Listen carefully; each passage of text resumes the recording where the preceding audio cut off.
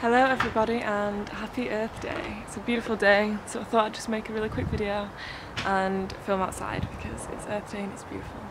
And also I hope everyone had a really good 420. Obviously it was a bit different this year. It's probably very peaceful, but yeah, hopefully everyone had a good day. But basically today I just wanted to talk about my sister's just in the background practicing handstands. Today I just wanted to talk about trees because it's Earth Day and about the way we perceive nature and how we perceive ourselves in nature. So the way we see it is that we see ourselves as separate from nature. We kind of see ourselves and then, you know, it's humans and our species and then the rest of nature as one thing. We don't see ourselves as part of that thing. We see ourselves as separate from it. You know, and because of that we don't really respect it, we exploit it and we have competition with it and it's just crazy.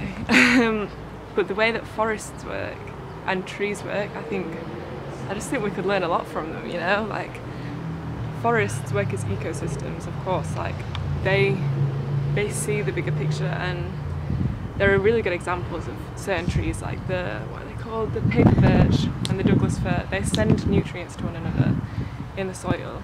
And I mean, everyone's aware of that, like trees share.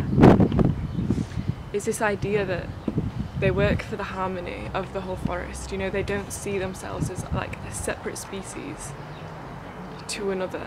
You know, they work together for the benefit of all the trees. And when the Douglas fir in winter is still photosynthesizing and has extra carbon, then it gives that excess carbon to the Douglas fir, no, to the paper birch. Is it the paper birch? Yeah. And, you know, humans are different in that sense. We have this sense of separateness from the rest of the world and we don't see the bigger picture generally. You know, we don't live in a sustainable way because we see nature as something we can conquer, as something that's different from ourselves when it's not, like on a basic level. We're all just part of the universe, you know? But for some reason, humans don't tend to realise that. I really can't see if that's focused or not.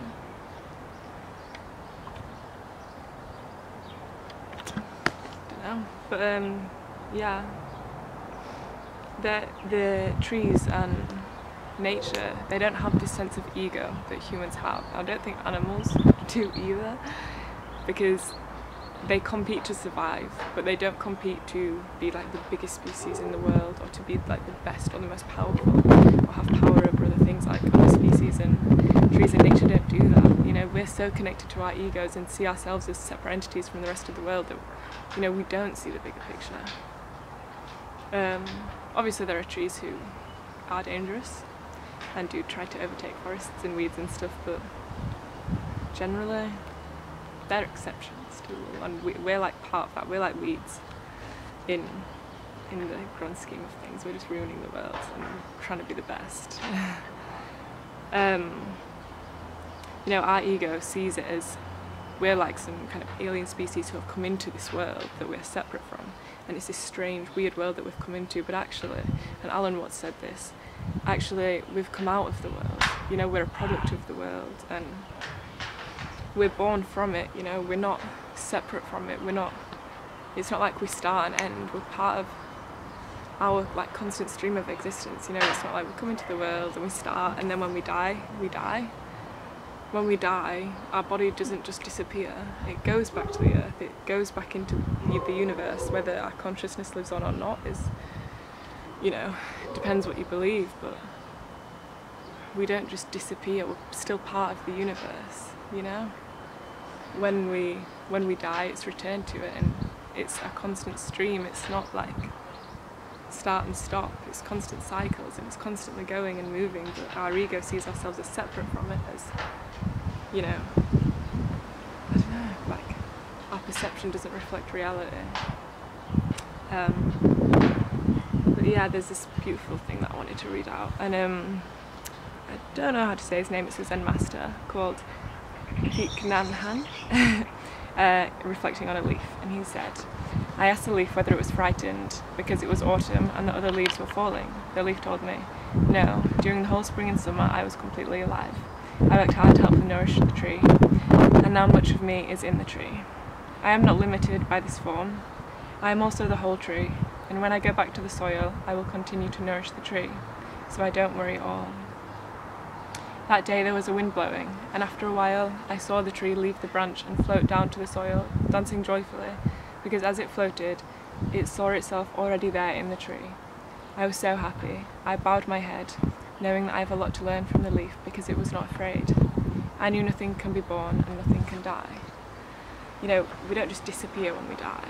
We're still part of the universe whether we like it or not, and if we saw the universe as one big... We're all parts of the universe, you know, we're all not... How do I explain this? We're not all like individual things, we're all part of one thing. But our ego doesn't see that, our ego sees us as separate things from it, if that makes sense. Yeah. As opposed to the universe being separate, it's an extension of ourselves, it's a reflection of ourselves. And on a scientific level, I would say, you know, we're all, at our absolute core, made up of the same thing. You know, if we took away all the labels and all the different skins that we've all got on our core, we're all made up of atoms, all protons, neutrons, electrons, I think, and just different amounts, but at our core we're all made up of the same thing. But we just like to separate everything and label everything, and, you know, but scientifically, you know, deep down, we're all one, we're all made up of this kind of universal essence, this kind of universe stuff.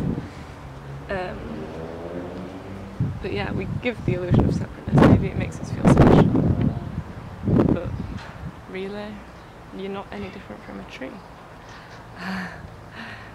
But yeah, that was just a quick video. I just wanted to do one because it's Earth Day and I like trees, and yeah. So thank you for watching. Maybe you found that interesting, and if anyone has anything to say, as always, message me or comment or just let me know, because I'm always up for a chat. Thank you for watching, and see you later.